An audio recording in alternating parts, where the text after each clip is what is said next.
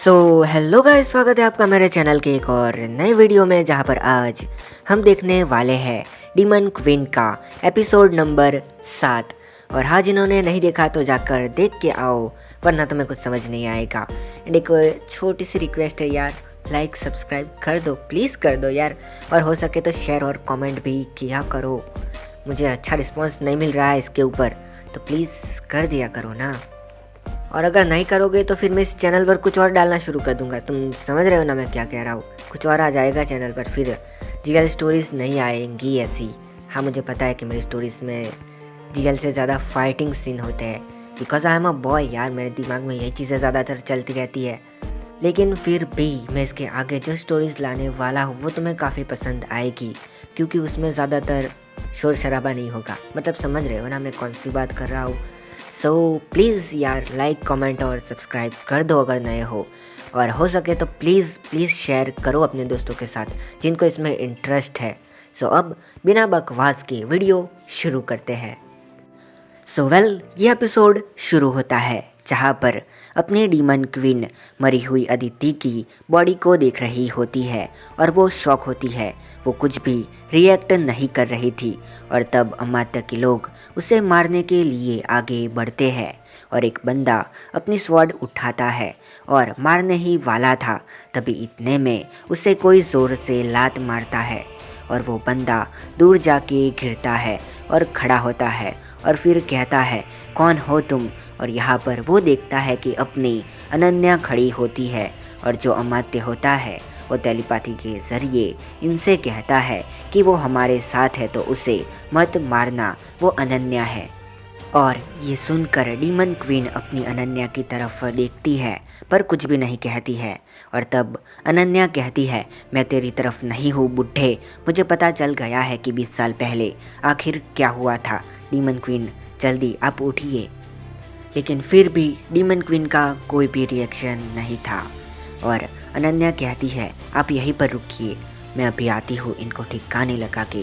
और 5 लोगों से अकेले ही लड़ने लगती है, लेकिन उसके पास भी अपनी शक्तियाँ नहीं थी और वो लड़े जा रही थी। फिर अचानक से वो डीमन क्वीन के पास आती है और कहती है, चलिए डीमन क्वीन उस तरफ, प्लीज़ डीमन क्वीन।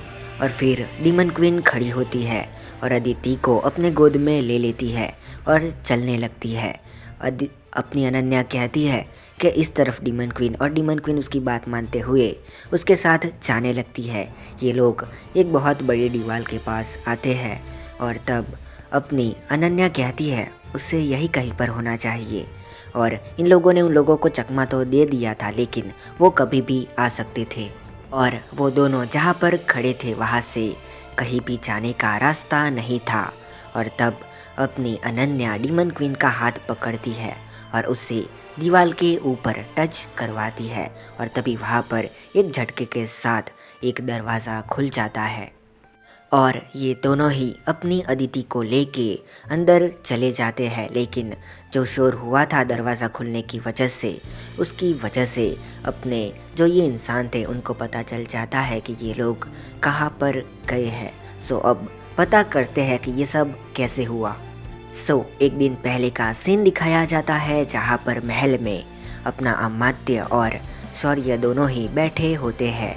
और अमात्य कहता है कि अगर हमें किसी तरह से कोई रास्ता मिल जाता है तो फिर हमें उस जगह पर जाने में कोई भी परेशानी नहीं होगी। और मैंने भी अपनी शक्तियों को फिर से हासिल कर लिया है, लेकिन मेरे पास वो ऑरा नहीं है जिससे मैं ज़्यादातर लोगों को डीमन वर्ल्ड में ले जा सकूं। अभी भी मेरे पास उसकी कमी है। और शौर्य कहता है, तो आप ये हमारे राजा के लिए कर रहे हैं, है ना? और अमात्य कहता है, तुम बेवकूफ़ हो जो तुम्हें लगता है कि मैं ये सब उसके लिए कर रहा हूँ। मुझे तो बस और शक्तियाँ चाहिए और मुझे महाशक्तिशाली बनना है और अमर भी होना है, जिससे मैं दूसरी दुनियाओं में घूम सकूं और वहाँ पर भी अपना राज जमा सकूं, और जिससे मैं और भी ज़्यादा शक्तिशाली हो जाऊंगा। और अगर तुम्हें चाहिए तो तुम इस राज्य को ले सकते हो, वैसे भी ये बस मेरे लिए एक ज़मीन का टुकड़ा है। शौर्य कहता है, लेकिन आप तो ईमानदार थे ना? और अमात्य कहता है, हाँ मैं था, लेकिन शक्ति से ऊपर कुछ भी नहीं होता है। और तभी इनको किसी के आने की आवाज़ सुनाई देती है और अपना शौर्य देखता है कि यहाँ पर उस राज्य का राजा आ गया है। और शौर्य कहता है, महाराज आप यहाँ पर? और ये कहते हैं, मैंने तुम दोनों की सारी बातें सुन ली है, आस्तीन के सांपों सिपाहियों पकड़ लो इन्हें और कारावास में डाल दो। अमात्य कहता है, गलती कर रहे हो महाराज, समझ जाओ। और महाराज इन दोनों को ही जेल में डाल देते हैं और फिर अमात्य के कमरे में होते हैं और वो जाने ही वाले थे तभी उसे अपने अमात्य के बिस्तर के नीचे से कुछ निकलता हुआ दिखता है, एक धागे जैसा कुछ। और जैसे ही राजा उस धागे वाली चीज़ को देखता है तो वो सोच में पड़ जाता है और उस धागे को खींचता है, जिसकी वजह से जो वो पलंग होता है वो खड़ा हो जाता है। और राजा देखता है कि पलंग के नीचे से कहीं पर जाने का रास्ता था और राजा बिना कुछ सोचे उस रास्ते पर जाने लगता है नीचे की तरफ, जो कि एक तरह की सुरंग थी जो कि कहीं पर जा रही थी।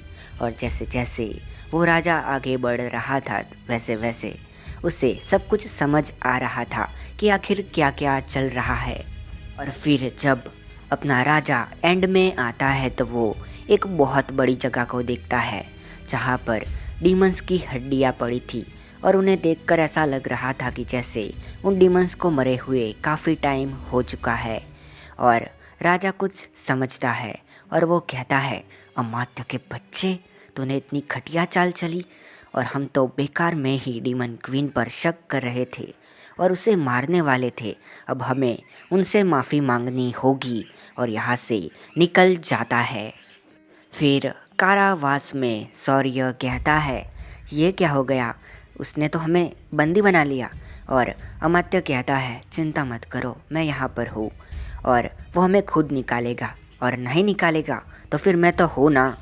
और यहाँ पर राजा अपने अदिति के दोस्तों को छोड़ देता है और उनसे भी माफ़ी मांगता है जो भी उसने किया उसके लिए। और रक्त कहता है, क्या हुआ है महाराज, हमारी अदिति ठीक तो है ना, वो ज़िंदा तो है ना? और तब महाराज कहता है कि हाँ वो ज़िंदा है जब तक मुझे लगता है, क्योंकि हमारे पास अदिति के काफ़ी सारे संदेश आए हैं जिसमें उसने डीमन वर्ल्ड के बारे में बताया है, लेकिन कुछ दिनों से हमारे पास कोई भी बात नहीं आई है उसकी, तो मुझे लगता है कि कुछ गड़बड़ है। तो हमारा आदेश है कि तुम अदिति को खोजने जाओ और डीमन क्वीन को हमारा संदेश दो कि हम शांति चाहते हैं। और फिर अपना महाराज इनको कुछ बताता है, लेकिन जो मैं आपको नहीं बताऊंगा, सेकंड लास्ट पार्ट में बताऊंगा। और फिर हम फिर से कारावास में अमात्य और शौर्य को देखते हैं और शौर्य यहाँ वहाँ हो रहा होता है और वो कहता है, अमात्य जी क्या करे, आप कुछ कर नहीं रहे, बस सोए हैं और बैठे हैं। और अमात्य कहता है, बच्चा मैं कुछ देख रहा हूँ, मैं देख रहा हूँ कि दूसरे ब्रह्मांड के दो यात्री यहाँ पर आ रहे हैं। और शौर्य कहता है, क्या क्या मतलब है इसका? और अमात्य कहता है, सही सुना तुमने, वो जैसे ही यहाँ पर आएंगे वैसे ही इस जगह का ऑरा कमज़ोर हो जाएगा और फिर हम डीमन वर्ल्ड के दरवाजे को खोल सकेंगे, क्योंकि वो उस ऑरा की वजह से कमज़ोर हो जाएगा। एंड फिर मैं उस कवच को अपनी ताकत से तोड़ दूंगा, क्योंकि उस वक्त मेरी ताकत ज़्यादा होगी और उस वर्ल्ड की कमज़ोर होगी। चलो क्यों ना मैं उन दोनों की मदद कर देता हूँ, उन दो यात्रियों की यहाँ पर आने में। और फिर कुछ मंत्र बोलता है जिसके बाद यहाँ पर हलचल सी हो जाती है, मतलब कि भूकंप जैसा होता है। फिर हम दो लोगों को देखते हैं जिनमें से एक कहता है, हे हम सही जगह पर आए हैं ना, तुमने सही ब्रह्मांड तो डाला था ना तुम्हारी मशीन में। और दो लोग डीमन वर्ल्ड में पहुंचते हैं जिनको हम जानते हैं और यहाँ पर आके समर अपने डीमन क्वीन से फाइट करने लगता है। और यहाँ पर अमात्य एक ही लात में पूरे गेट को तोड़ देता है और कहता है कि जितने भी कैदी हैं उन सबको हमारे साथ ले लो, हमें उनकी ज़रूरत है। और शौर्य जितने भी कैदी होते हैं उन सबको वहाँ से छुड़ा लेता है। और जो सारे बंदी थे वो इन दोनों के पीछे जाने लगते हैं। और फिर ये लोग अपने राजा के पास आते हैं और वो अपने अमात्य को देखकर कहता है कि सिपाहियों कर दो इस पर हमला, लेकिन अमात्य हवा में हाथ घुमाता है और सारे सिपाही उसके गुलाम हो जाते हैं। साथ में जो बाकी के दरबारी थे वो भी उसके सम्मोहन में आ जाते हैं और फिर अमात्य गद्दी पर जाके बैठ जाता है और राजा को ही पकड़वा देता है। और शौर्य कहता है अब क्या अमात्य जी? और अमात्य कहता है अब वही होगा जो कि मैंने तुमसे कहा था। यहाँ पर जितने भी ताकतवर लोग हैं उन सबको इकट्ठा करो और मेरे पास लाओ। फिर वो शौर्य के साथ अपने कक्ष में जाता है और अपनी उसी जगह पर जाता है जहाँ पर राजा गए थे और फिर वहाँ पर कुछ चीज़ें करने लगता है और शौर्य से कहता है कि जो वो बॉटल पड़ी है उसे मेरे पास लाओ। और शौर्य उसे देता है और कहता है ये क्या है अमात्य जी? और अमात्य कहता है ये खून है। और शौर्य कहता है किसका खून? और अमात्य कहता है डीमन क्वीन का। ये मुझे आदिति ने भेजा था लास्ट टाइम। और फिर शौर्य कहता है तो आप इसके साथ क्या करने वाले हैं? और अमात्य कहता है तुम बस देखते जाओ। और फिर उस खून के अंदर कई सारी चीज़ें डालता है, कई सारे पदार्थ डालता है, अपने कुछ मंत्र बोलता है और फिर उस चीज़ को तैयार कर देता है। और शौर्य कहता है कि इसके साथ आप क्या करने वाले हैं? और अमात्य कहता है कि इसकी वजह से डीमन क्वीन कमज़ोर हो जाएगी, वो अपनी शक्तियाँ खो देगी और तब हमारे लोगों को उसे मारने में कोई भी परेशानी नहीं होगी। अब चलो और सिपाहियों को तैयार करो। फिर हम राजा को देखते हैं जो कि जेल में बैठा था और तभी वहाँ पर कहीं से अपने अदिति के दोस्त आ जाते हैं और रक्त कहता है कि मैं आपको बचाने आया हूँ। पर राजा कहता है कि नहीं, तुम्हें मेरी परवाह करने की ज़रूरत नहीं है, तुम्हें अदिति की चिंता करनी चाहिए और ये लोग मुझे कुछ नहीं करेंगे, बस तुम इन लोगों के अंदर शामिल हो जाओ और डीमन वर्ल्ड में जाके अदिति को बचा लो। मुझे लगता है कि यहाँ पर कुछ होने वाला है। और ये लोग राजा की बात मान के यहाँ से जाने लगते हैं और अदिति के दोस्त सिपाहियों के अंदर शामिल हो जाते हैं। और फिर अमात्य वो पोर्टल खोलता है और सारे सिपाहियों को डीमन वर्ल्ड के गेट के पास भेज देता है। वो सोचता है कि जब वहाँ पर तबाही होगी तभी मैं जाऊँगा। और फिर ये सारे लोग पहुँच जाते हैं उस जंगल में, लाल पेड़ वाले, याद है ना फर्स्ट एपिसोड वाला।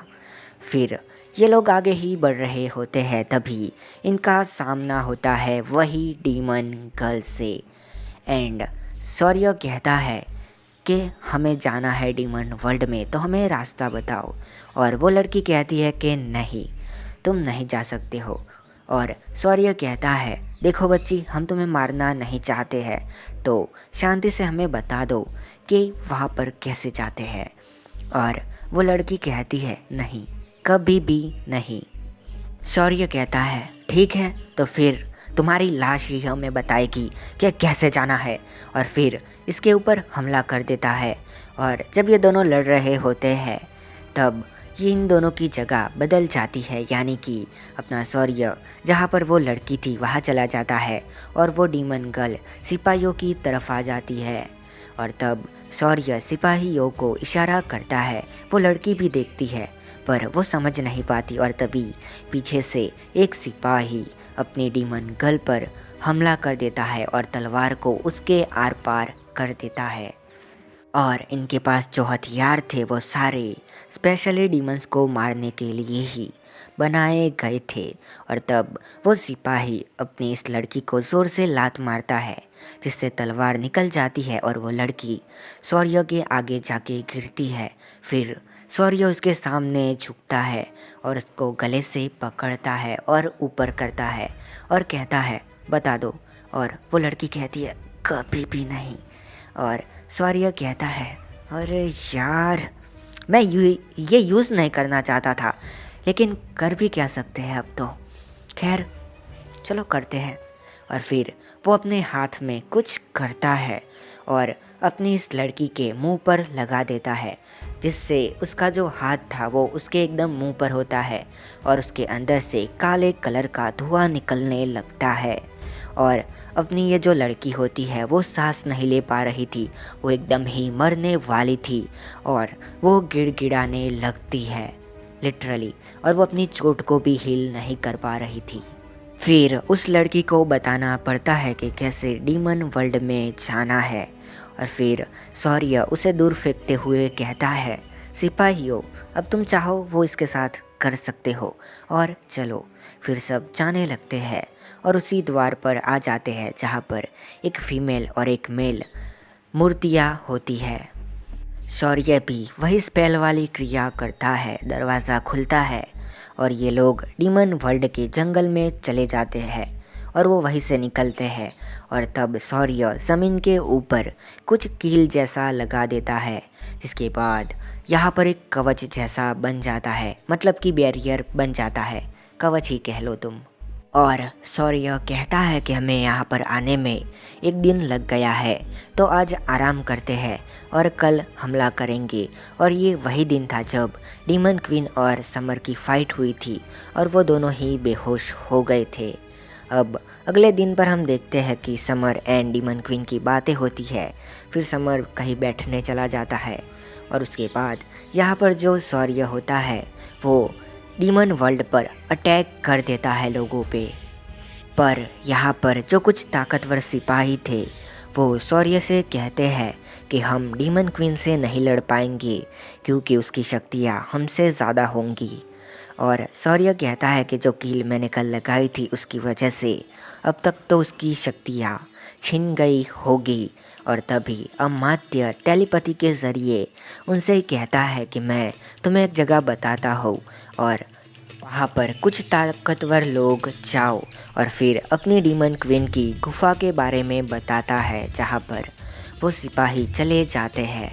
ये सिपाही इस गुफा में आते हैं तब तक डीमन क्वीन के अलावा सबकी ताकत जा चुकी थी और वो अंदर आके देखते हैं कि जो डीमन क्वीन है वो बस्ती को लेके रो रही होती है। खैर डीमन वर्ल्ड की जगह पर जो कुछ इंसान थे उन्होंने हमला कर दिया था और वहाँ पर डीमंस इंसानों को देखकर हैरान होते हैं और तब उन्हें रियलाइज़ होता है कि उनकी शक्तियाँ जा चुकी है और वो इंसानों का कुछ नहीं कर सकते हैं और इंसान सबको मारने लगते हैं। और तभी निधि और समर आ जाते हैं और समर अपनी ताकत यूज़ करने का ट्राई करता है लेकिन वो नहीं होती है। सो वो अपनी बॉडी की पावर से ही अपने इन इंसानों को मारने लगता है और निधि भी उसकी मदद करती है। और तब निधि कहती है कि मुझे एक जगह के बारे में पता है जहाँ पर हम अपने लोगों को सेव कर सकते हैं। और समर कहता है ठीक है तो उन्हें वहाँ पर ले जाओ। और निधि कहती है लेकिन तब तक कुछ लोगों को हमें रोकना होगा यहाँ पर, वरना वो हमारे पीछे आ जाएंगे। और समर कहता है मुझसे जितना होगा मैं उतने लोगों को रोकता हूँ और तुम सबको लेके यहाँ से जाओ और उन्हें बचाओ। निधि कहती है ठीक है और फिर वो औरतों और बच्चों को लेके जाने लगती है।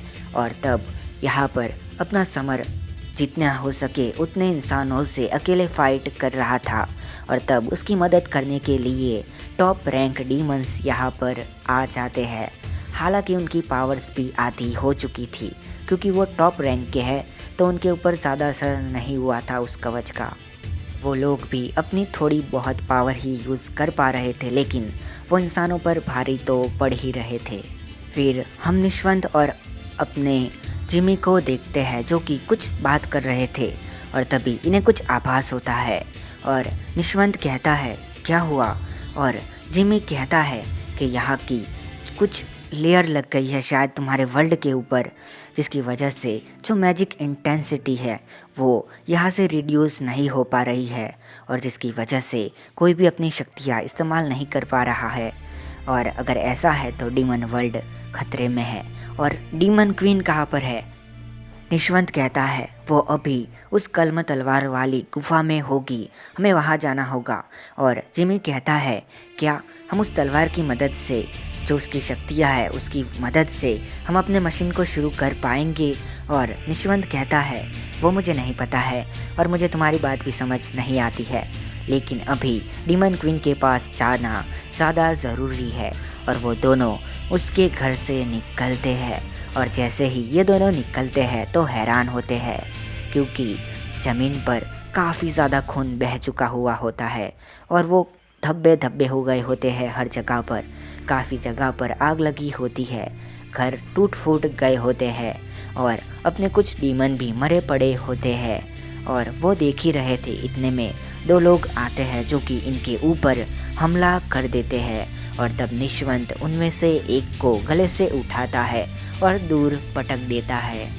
जिमी कहता है, वाह ओल्ड मैन, तुम तो काफ़ी पावरफुल हो, उसे भी मारो। और अपना निशवंत एक ही लात में दूसरे बंदे को भी दूर फेंक देता है। अब हम गुफा का सीन देखते हैं, जहाँ पर अपने डीमन क्वीन आदिति की बॉडी को नीचे रखती है और थोड़े होश में आती है। और अपनी अनन्या कहती है, डीमन क्वीन कुछ करो, वो हमें मार देंगे ऐसे तो। और तब डीमन क्वीन को थोड़ा सा और होश आता है और वो कहती है, कौन है जो हमें मारना चाहता है? आदिति ऐसे क्यों नीचे पड़ी है और क्या हो रहा है यहाँ पर? और तब हम देखते हैं कि वो लोग यहाँ पर आ जाते हैं और कहीं से भागने का रास्ता भी नहीं था। वो सिर्फ एक ही रास्ता था जहाँ से आया जाया जा सकता है।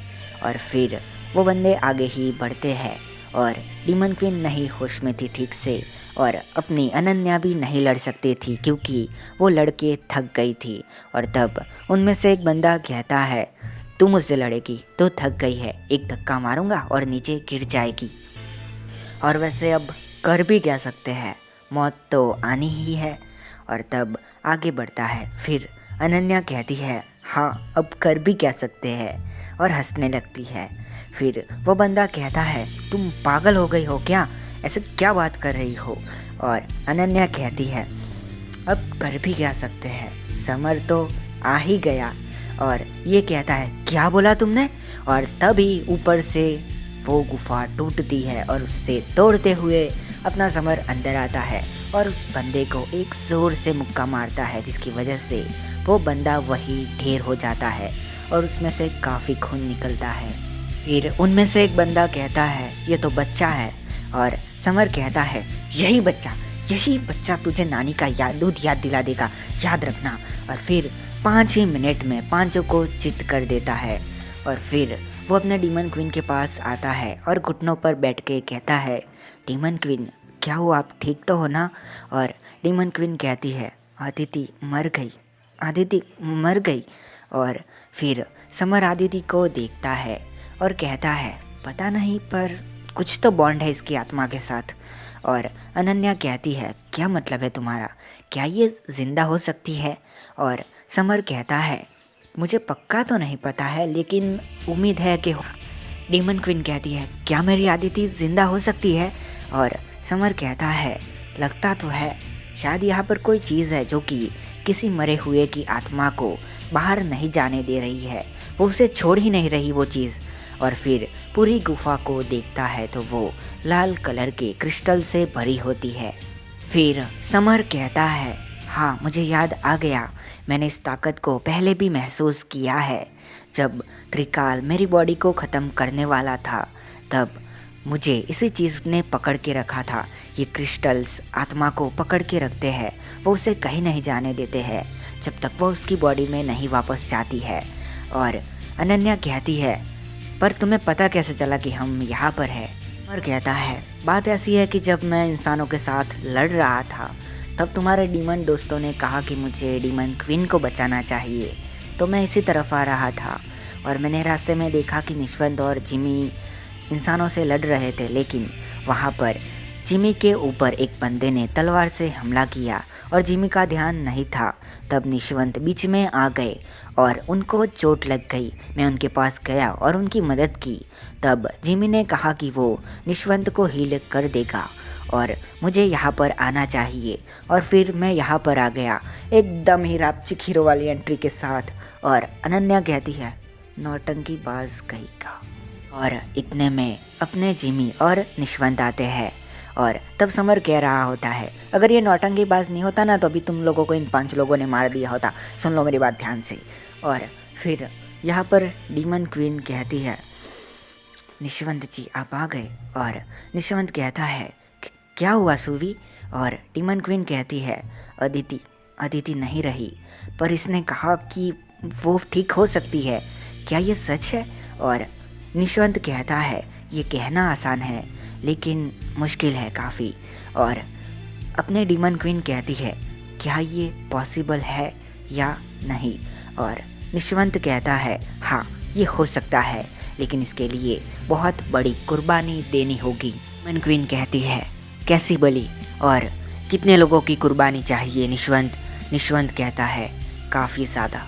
डीमन क्वीन कहती है कितने ज़्यादा? निशवंत कहता है हमें 10,000 लोगों की बलि चाहिए होगी। और अपना समर कहता है क्या तुम सिर्फ एक इंसान के लिए इतने सारे लोगों को मारोगी, इतनों की बलि दोगी? ऐसा मत करना डीमन क्वीन। और डीमन क्वीन कहती है तुम्हें मुझे कुछ सिखाने की ज़रूरत नहीं है। निशवंत कहता है कि यहाँ पर जितने भी लोग मरे हैं वो सभी जिंदा हो जाएंगे इंसानों को छोड़ के। और तभी अनन्या कहती है मुझे कुछ बताना है डीमन क्वीन। और डीमन क्वीन कहती है तुम दोनों इंसान हो, मुझे पता है। और तभी समर आगे आते हुए कहता है कि तुम ये नहीं कर सकती हो क्योंकि तुम्हारे पास कोई भी ताकत नहीं है और बिना शक्तियों के ऐसी विधि करना नामुमकिन है। और तब डीमन क्वीन थोड़ी आगे बढ़ती है और एक क्रिस्टल के पास जाती है और कहती है किसने कहा कि मेरे पास शक्तियाँ नहीं है? और इतने में वो उस क्रिस्टल को तोड़ देती है जिसमें से वो कलम तलवार निकलती है और वो उससे उठाती है। और जैसे ही उठाती है उसके अंदर काफ़ी ज़्यादा शक्तियाँ आ जाती है। फिर डीमन क्वीन कहती है मुझे लगा था कि किसी दिन ऐसा होगा, सो मैंने यहाँ पर अपनी कुछ शक्तियों के साथ इस स्वॉर्ड को छुपा के रखा था और मुझे और भी पावर चाहिए। और ऐसे कहते ही वो समर की तरफ बढ़ती है और उसके चेस्ट पर हाथ रखती है। और जैसे ही वो हाथ रखती है वैसे समर ज़ोर से चिल्लाता है और डीमन क्वीन उसकी जो अंदर की पावर्स होती है उन्हें सोखने लगती है। समर खुद को छुड़ाने का ट्राई करता है लेकिन वो उससे छुड़ा नहीं पाता है खुद को और फिर नीचे गिर जाता है। और तभी जिमी उसके पास आता है और समर को उठाने का ट्राई करता है और कहता है ये तुमने क्या कर दिया? और डीमन क्वीन कहती है ये करना ज़रूरी था, मुझे ताकत चाहिए थी। और निशवंत तैयारी करो, 10,000 लोगों की बलि चढ़ानी है मुझे। जिमी कहता है समर जल्दी उठो, तुम सही थे, डीमन सच में बुरे होते हैं, जल्दी उठो प्लीज़ समर। पर समर उठने को तैयार नहीं था, वो बिल्कुल भी नहीं उठ रहा था। ऐसा लग रहा था कि जैसे उसकी धड़कनें बंद हो चुकी है। और डीमन क्वीन कहती है हाँ मैं बुरी हूँ। और अपनी स्वॉर्ड लेके वो ऊपर उड़ने लगती है अपने पंखों के साथ और अपने ह्यूमन वर्ल्ड की तरफ जाने लगती है। और इसके साथ ये एपिसोड ख़त्म होता है।